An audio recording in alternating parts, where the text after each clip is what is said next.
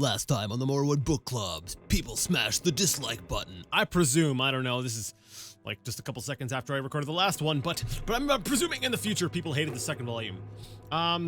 Today we're reading Biography of Barenziah, Volume 3, so let's go ahead and get started. Alright. Biography of Queen Barenziah, Volume 3 by Stern Gambog, Imperial Scribe. Just gonna pronounce it different every time I read it. In the second volume of this series, last time on the Biography of Queen Barenziah, it was told how Barenziah was kindly welcomed to the, I'm sorry, I won't do that. Kindly welcomed to the newly constructed Imperial City by the Emperor Tiber Septim and his family, who treated her like a long-lost daughter during her almost one-year stay. After several happy months there, learning her duties as vassal queen under the Empire, the Imperial General Symmachus, sure, escorted her to Mournhold, where she took up her duties as queen of her people under his wise guidance. Gradually, they came to love one another and were married and crowned in a splendid ceremony at which the emperor himself officiated. Wait, who? Wait, General Symmachus. Okay, so when she turned 18, and this guy was already a general, I want to know what the age difference is on this. Like, okay. After several hundred years of marriage, a son, Helseth, wait, that name sounds familiar, was born to the royal couple amid celebration and joyous prayer.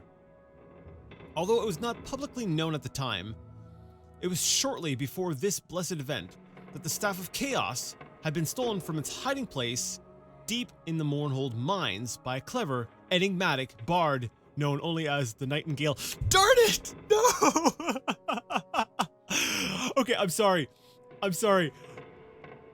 But my eyes kept skimming downward to see, and they saw the capital N, and my mind was like, oh, please tell me it's gonna say Nightblade. Please give us, and I'm gonna be like, yes, Alexis is canon! It's not canon, it's not as the Nightingale.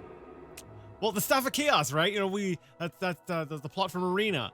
So, but this is, I'm pretty sure this is referring to something different, but maybe, I don't know. Whatever.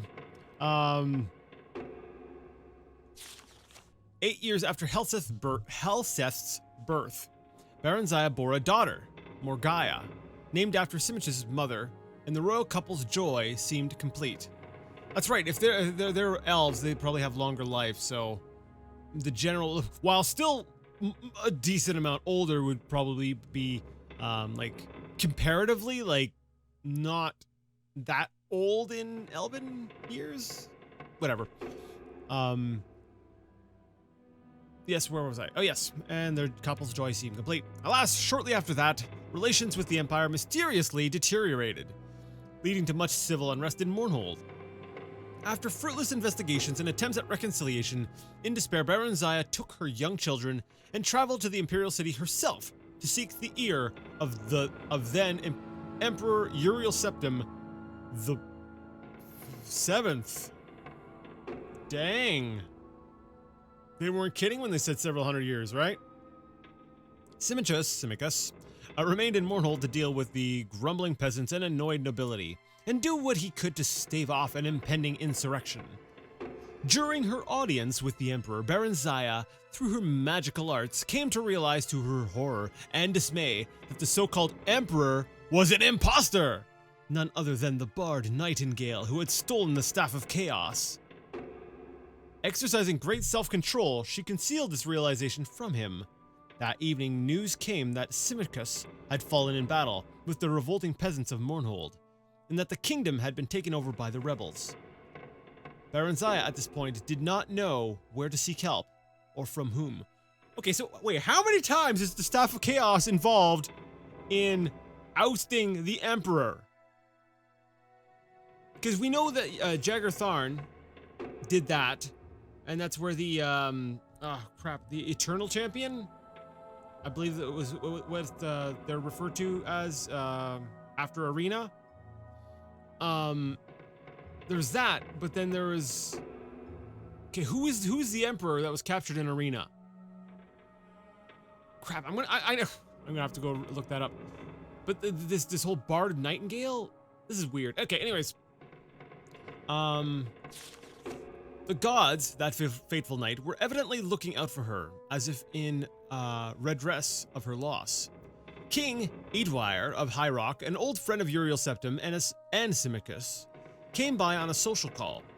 He comforted her, pledged his friendship, and furthermore confirmed her suspicions that the Emperor was indeed a fraud and none other than Jagar Tharn, the Imperial Battle Mage, and one of the Nightingale's many alter egos. Oh, there we go. Okay, so we are talking about the plot of Arena at this point. Okay. Tharn had supposedly retired into seclusion from public work and installed his assistant, Rhea Silmain, in his stead. The hapless assistant was later put to death under mysterious circumstances. Supposedly a plot implicating her had been uncovered, and she had been summarily executed. However, her ghost had appeared to Eadwire in a dream and revealed to him that the true Emperor had been kidnapped by Tharn and imprisoned in an alternate dimension.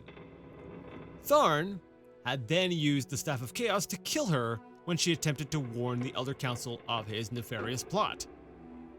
Together, Eadwire and Barenziah plotted to gain the false Emperor's confidence. Meanwhile, another friend of Rhea's, known only as the Champion— Hey, no. It used to be referred to as like the Eternal Champion or something. There was an extra little bit of flair on that title, thank you very much. Who apparently possessed great, albeit then untapped, potential, was incarcerated at the Imperial dungeons. However, she had access to his dreams. Her dreams. And she told her to bide her time until she could devise a plan that would effect her escape. Then she could begin on her mission to unmask the imposter. Man, okay. I'm sorry, we're doing a little bit of rewriting here to make it more accurate to my playthrough. Barenziah continued to charm and eventually befriended the Erzats? I'm gonna take a moment to check my dictionary. Give me a second. Sorry, apparently pronounced ersatz. Adjective meaning it's made or used as a substitute, typically an inferior one for something else. So, the inferior fake emperor, the ersatz emperor. There we go. By contriving to read his secret diary, she learned that he had broken the Staff of Chaos into 8 pieces and hidden them in far-flung locations scattered across Tamriel. She managed to obtain a copy of the key to Rhea's friend's cell and bribed a guard to leave it there as if by accident. Their champion, whose name was unknown even to Barenziah and Eadwire, made her escape through a shift gate Rhea had opened in an obscure corner of the Imperial dungeons, using her already failing powers. The champion was free at last and almost immediately went to work. First ran into a couple things, died, had to reload save games, did a few, little middle side quests and stuff. We got around to it. Anyways, it took Barenziah several more months to learn the hiding places of all 8 staff pieces through snatches of overheard conversation and rare glances at Tharn's diary. Once she had the vital information, however, which she communicated to Rhea forthwith, who in turn passed it on to the champion, she and Eadwire lost no time. Okay, that's kind of this is a fun little bit of retcon or adding on to the story that we experienced in Arena. Like there was other things going along the scene. It wasn't just Rhea Silmain kind of going, I have all this information because I'm a smart person and I'm just gonna start feeding it to you.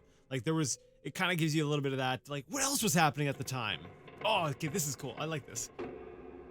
They fled to Wayrest, his ancestral kingdom in the province of High Rock, where they managed to fend off the sporadic efforts of Tharn's henchmen to haul them back to the Imperial City, or at the very least, obtain revenge. Tharn, whatever else might be said of him, was no one's fool, save perhaps Barenziah's. And he concentrated most of his efforts towards tracking down and destroying the champion. Well, like really. As all now know, the courageous indefatigable.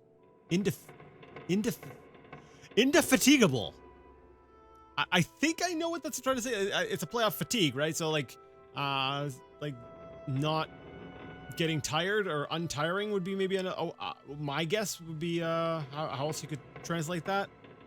Adjective of a person or their efforts persisting tirelessly. Yep, so I was right.